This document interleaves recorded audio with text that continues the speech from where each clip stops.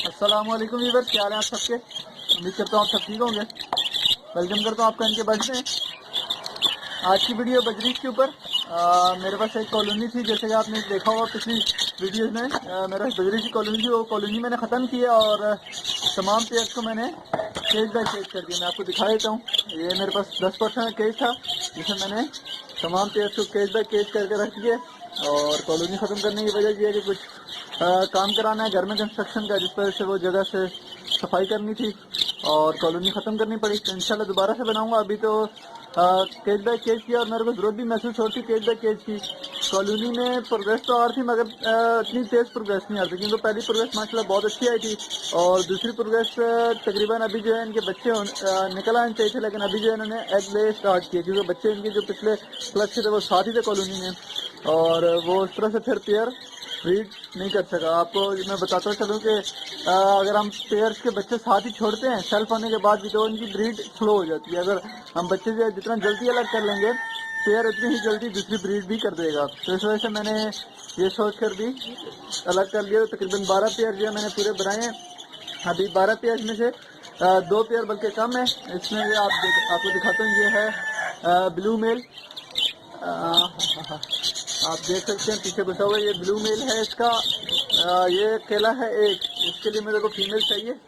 मैं ढूंढ रहा हूँ, इंशाल्लाह अच्छी बड़े साइज में कोई फीमेल लगाऊंगा इसके साथ। और ये एक रेड आई की फीमेल है, इसके साथ भी मेरा इरादा है फैलो का मेल लगाने का, तो इंशाल्लाह मैं लगाऊंगा। और एक बात और आपको बतानी थी कि ये पेयर जैसे आप देख रहे हैं ग्रीन मेल है और ब्लू फीमेल है।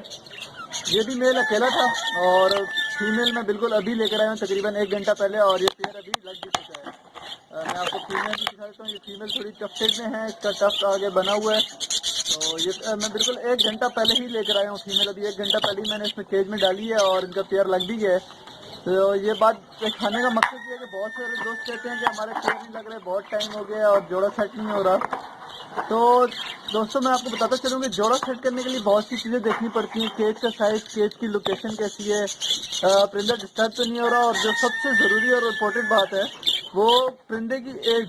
परिंदे की एज पूरी होनी चाहिए और परिंदे की हेल्थ इस काबिल होनी चाहिए कि वो ब्रीड के लिए तैयार हो सके। हम चाहते हैं कि बस परिंदा आते ही जो है ब्रीड स्टार्ट कर दे, और जब अगर हम बहुत ज़्यादा मेहनत भी कर रहे हैं उसकी पर और फिर भी वो ब्रीड नहीं होता, तो उसकी यही वजह है कि परिंदा तो तैयार नहीं है, मेंटली डिस्टर्ब है या उसकी एज वगैरह पूरी नहीं है। तो ये चीज़ें सारी देखनी पड़ती हैं।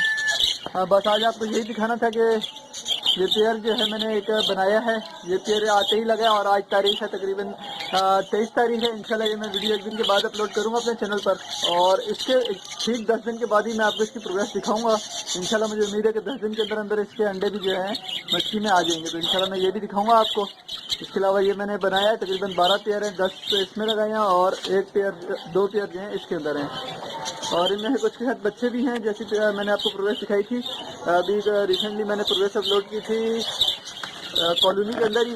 तो उसमें से जैसे इस मच्छी में बच्चे हैं और नीचे इन 2 मच्छियों में बच्चे हैं, इसमें भी बच्चे हैं। तकरीबन इनमें बच्चे जो हैं बाहर आने वाले हैं और इसमें भी बड़े बच्चे हैं। तो ये सब है, ये दिखाना था आपको। इंशाल्लाह मिलते हैं फिर किसी नई वीडियो के साथ। उम्मीद करता हूँ वीडियो आपको पसंद आई होगी। चैनल को ज़रूर सब्सक्राइब करें और वीडियो को दोस्तों के साथ शेयर करें। इंशाल्लाह मिलते हैं फिर किसी नई वीडियो के साथ।